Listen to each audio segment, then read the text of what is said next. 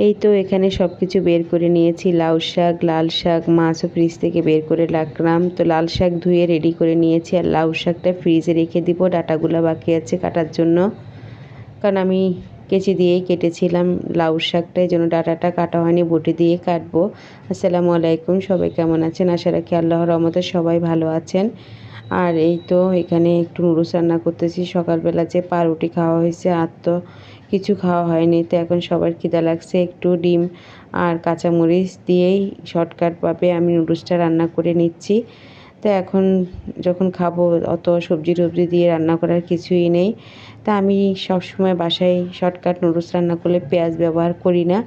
আমি কাঁচামরিচ, ডিম আর সাথে মশলা, আর নুডলসের সাথে যে মশলা থাকে ওটা দিয়ে নুডলসটা রান্না করে ফেলি। তো আজকের ব্লগটি আপনাদের সাথে ছোটোখাটো রান্নাবান্না দিয়ে সাজালাম, আশা রাখি ভালো লাগবে।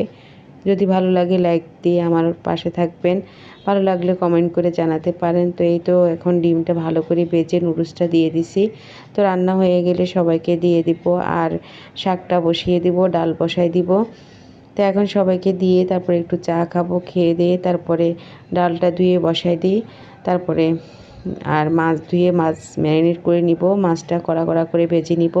আর এই মাছে একটু কাটা থাকে, একটু কড়া কড়া করে ভেজে নিলে খেতে ভালো লাগে, টাটকুনি মাছ।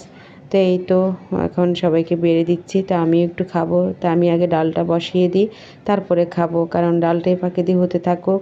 আবার রসুন আর টমেটো কাটতে হবে। তো ডাল রান্না করতে গেলে তো শুধু শর্টকাট বসাই দিতে পারি না, আমার তো আবার ডাল রান্নার নিয়ম আছে, 2টা রসুন লাগে, টমেটো লাগে। তো এই জন্য ডালটা আগে বসিয়ে দিচ্ছি, তারপরে এই তো নুডলসটা খেয়ে এখন চা খেয়ে নিচ্ছি। তো এই টাইমে যতই গরম লাগুক আর যাই লাগুক, চা তো খেতে হয়, না খেলে ভালো লাগে না। হাজার গরমের মধ্যে 1 কাপ চা খেলে মনে হয় খুব শান্তি পাই আমি, এজন্য যতই গরম লাগুক চা খাওয়াটা ছাড়া হয় না আমার। তো এই তো চাটা রেডি করে নিচ্ছি, আর এই তো এখানে ডালটা পেঁয়াজ আর টমেটো রসুন দিয়ে বসিয়ে দিলাম। আর হচ্ছে এখানে চাটা এখনও খাইনি, খাবো।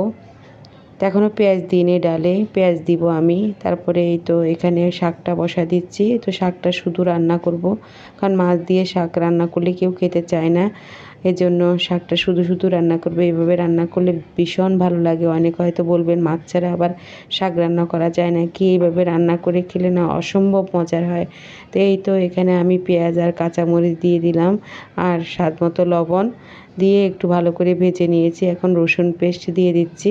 তো 2 চামচের মতো রসুন পেস্ট দিলাম, আর হচ্ছে একটু তেল বেশি দিলাম, শাকে তেল বেশি দিলে খুব টেস্ট হয় শাকটা। আর এই তো এখানে জিরে ধনিয়া দিয়ে দিব। এখানে সামান্য পরিমাণ আমি মরিচের গুঁড়ো, আমি লাল শাকে হলুদ ব্যবহার করি না। তো এই তো এখন মরিচের গুঁড়ো সামান্য পরিমাণ দিলাম, কারণ কাঁচা মরিচও দিয়েছি কয়েকটা, আর কিছু লাগবে না। ভালো মতো ভেজে এখানে পানি দিয়ে দিব। তারপরে জোশ হয়ে গেলে আমি এখানে শাকটা দিয়ে দিব।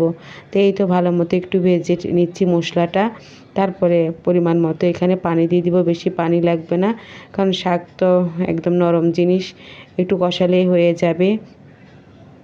তো এখন ঢাকনা দিয়ে দিচ্ছি এখানে, তারপরে জোশ হয়ে যাক। তারপরে এই তো এই পাশে চুলা ডালটাও হয়ে আসতেছে, মানে এখনও হয়নি, জোশ হচ্ছে। তো মুসুরির ডাল ভালো মতো জোশ করে রান্না করলে ভীষণ মজা হয়। আর এখানে এই তো শাকটা দিয়ে দিব এখন, জোশ হয়ে গেছে। তো লাল শাকটা দিয়ে ভালো মতো ঢাকনা দিয়ে দিব। তো রান্না আমার হয়ে যাবে, আর শুধু মাছ ভাজিটা বাকি আছে। তো এখন সবগুলো শাক দিয়ে এখানে ঢাকনা দিয়ে দিচ্ছি। তো এই তো এখন ঢাকনাটা দিয়ে দিলাম, শাক হতে থাক। তারপরে এই তো শাক রান্নাটা হয়ে গেছে, এখন নামিয়ে বাটিতে নিয়ে নিব। তো বাটিতে নিয়ে নিচ্ছি, কড়াইটা ধুয়ে ওই কড়াইয়ের মধ্যে আমি মাছটা ভেজে নিব। আর এখানে এই তো মাছটা ম্যারিনেট করে নিচ্ছি। তো এখানে অনেকগুলা 6টা মাছ আছে, অনেকটা বড় বড় মোটা মোটা। তারপরে দুপুরবেলার জন্যই সবাই 2টা করে 1টা করে যাই খায় খাবে। আর কাটা এই মাছে অনেকটা, এই জন্য কড়া করে ভেজে নিব। আর এখানে হলুদের গুঁড়ো, তারপরে হচ্ছে স্বাদমতো লবণ, জিরে ধনিয়া, মরিচের গুঁড়ো, রসুন পেস্ট সব দিয়ে আমি ভালো করে মেখে নিচ্ছি। মাছটা ভালো করে মেখে একটু 10-15 মিনিট রেখে দিলে তারপরে ভাজলে ভালো হয়। তা আমি এরকম করে মেখে 10-15 মিনিটের জন্য রেখে দিব, তারপরে ভাজবো। আর আমি মাছ সবসময় 1টা-1.5টার দিকে ভাজি, বেশিরভাগ 1.5টার সময় ভাজি, কারণ একটু কড়া কড়া থাকে। ভাত খাওয়ার সময় একটু দেরি করে ভাজি। তো এই তো এখন একটু ভালো করে মেখে নিচ্ছি। তো মাখা হয়ে গেলে একটু রেখে দিব ম্যারিনেট করে, তারপরে ভাজা হবে। তো এই তো মাছটা মেখে অনেকক্ষণ পরে আমি এটা মনে হয় 15-16 মিনিট পরে মাছটা এখন ভাজতেছি। তো এই তো তিনটা করে ভাজবো 6টা মাছ। তো এই তো ভাজতেছি আর এই কড়াইটার মধ্যে আমি মাছ সব কিছুই করি, পিঠা, মাছ, তারপরে ডিম পোচ খুব সুন্দর উঠে যায়। তো প্রথম মাছটা দেখলাম সুন্দর করে উঠে গেছে, আর দ্বিতীয় মাছটা দিকে এমনভাবে লেগে গেছে উঠছেই না। তারপরে এই তো মাছটা মানে এপিঠ ওপিঠ উল্টিয়ে তারপরে আরও 3টা আছে ওগুলা ভেজে তারপরে রেডি করে নিব। আর এই ছিল আজকে দুপুরে রান্নাবান্না। আশা রাখি আজকের ব্লগটি ভালো লেগেছে। অসুস্থতার কারণে তেমন কিছুই আপনাদের সাথে শেয়ার করতে পারিনি। তো রান্নাবান্না কমপ্লিট, এখান থেকেই বিদায় নিই। আল্লাহ হাফেজ।